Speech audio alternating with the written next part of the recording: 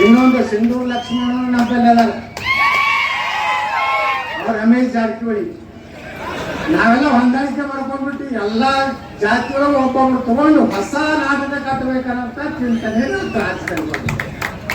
ನಮ್ಮ ಈಶ್ವರಪ್ಪ ಅವ್ರಿಗೆ ಏನೋ ಅನ್ಯಾಯ ಆಗಿರ್ಬೋದು, ನಾವೇನು ಬಿಟ್ಟು ಕೊಡೋ ಮಕ್ಕಳಲ್ಲ.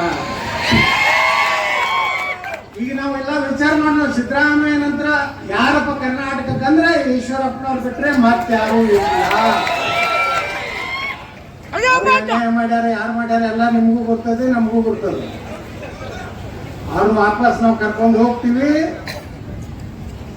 ಒಂದ್ ವೇಳೆ ನಾವು ತ್ಯಾಗ ಮಾಡೋದು ಆಯ್ತು ಅಂದ್ರೆ ಸಹ ಈಶ್ವರಪ್ಪನವ್ರು ಮುಖ್ಯಮಂತ್ರಿ ಮಾಡೋತರ ನಾವು ಬಿಡುದಿಲ್ಲ. ಯಾಕಿನ್ನ ಮಾತು ಹೇಳ್ತಾ ಇದ್ದೇನೆಂದ್ರೆ, ಒಂದೇ ಮಾತು ಪ್ರಧಾನಮಂತ್ರಿಗಳು ಹೇಳಿದ್ರೆ ಅವ್ರು ವಿಧಾನಸಭಾ ಬಿಟ್ಕೊಟ್ರು. ಅವರೆಂದು ಪಕ್ಷಕ್ಕೆ ದ್ರೋಹ ಮಾಡಲಿಲ್ಲ, ಯಾರಿಗೂ ದ್ರೋಹ ಮಾಡಲಿಲ್ಲ. ಸಂಗೊಳ್ಳಿ ರಾಯಣ್ಣ ಬ್ರಿಗೇಡ್ ಮಾಡಿದ್ರು, ಅವಾಗೂ ಅವ್ರಿಗೆ ತೊಂದರೆ ಕೊಟ್ಟರು. ಮ್ಯಾಗಿನವ್ರು ಹೇಳ್ಯಾರ, ಅದನ್ನ ಕೈ ಬಿಟ್ಟು. ಇನ್ನು ಮೇಲೆ ನಾ ಈಶ್ವರಪ್ಪ ಸಾಹೇಬ್ರಿಗೆ ಒಂದು ಮಾತು ಹೇಳ್ತೀನಿ, ನಿಮ್ಮ ಜೊತೆಗೆ ವೀರರಾಣ ಕಿತ್ತೂರು ಚೆಮ್ಮಣ್ಣ ವಂಶಧಾರ ಅಂತ ನಾವು ಗಟ್ಟಿಯಾಗಿ ನಿಮ್ಮ ಹಿಂದಿರ್ತೀವಿ ಅಂತ ಮಾತನ್ನ ನಾವು ಹೇಳಕ್ಕೆ ಬಯಸ್ತಾ ಇದ್ದೀನಿ. ನಾವೆಲ್ಲ ಒಂದಾಗ್ಬೇಕು. ಇದು ಕೇಸರಿ ದಂಡ ಏನೈತಲ್ಲ, ಇದು ಸನಾತನ ಧರ್ಮ. ಇದು ಎಲ್ಲ ಗುರುಗಳು ಕೇಸರಿ ಯಾಕೆ ಹಾಕೊಂಡಾರ? ಇದು ಸನಾತನ ಧರ್ಮಕ್ಕೆ ಯಾವ ಸ್ಥಾಪಕ ಇಲ್ಲ.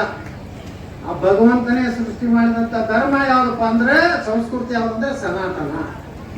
ನೀವು ಮುಂದೆ ಬಂದು ಪಂಚಪೀಠದವರಾಗಿರಿ, ಆ ಮಠದವರಾಗಿರಿ, ಈ ಮಠದವರಾಗಿರಿ, ಜಾತಿಗೆ ಒಂದು ಮಠ ಆಗಿರ್ಬೋದು, ಎಲ್ಲ ಏನಿದ್ರು ನಾವೆಲ್ಲದ ಯಾವ ಛತ್ರಿ ತಳಗದೀವಿ? ಹಿಂದೂ ಧರ್ಮ, ಸನಾತನ ಧರ್ಮದ ಕೆಳಗೆ ನಾವಿದ್ದೀವಿ. ಮತ್ತು ನಮ್ಮ ಇಲ್ಲೇ ಕವಿ ಬಿಟ್ಟು ಹಾಕೊಂಡು ಹಿಂದೂ ಧರ್ಮಕ್ಕೆ ಬೈದು ಗಣಪತಿ ಕೂಡಿಸ್ಬೇಡ ಅಂತ ಬುದ್ಧಿ ಹೇಳುದು. ಇನ್ನಷ್ಟು ಅಪ್ಡೇಟ್ಗಳಿಗಾಗಿ ಫಾಲೋ ಮಾಡಿ ವಿಜಯ ಧ್ವನಿ ನ್ಯೂಸ್.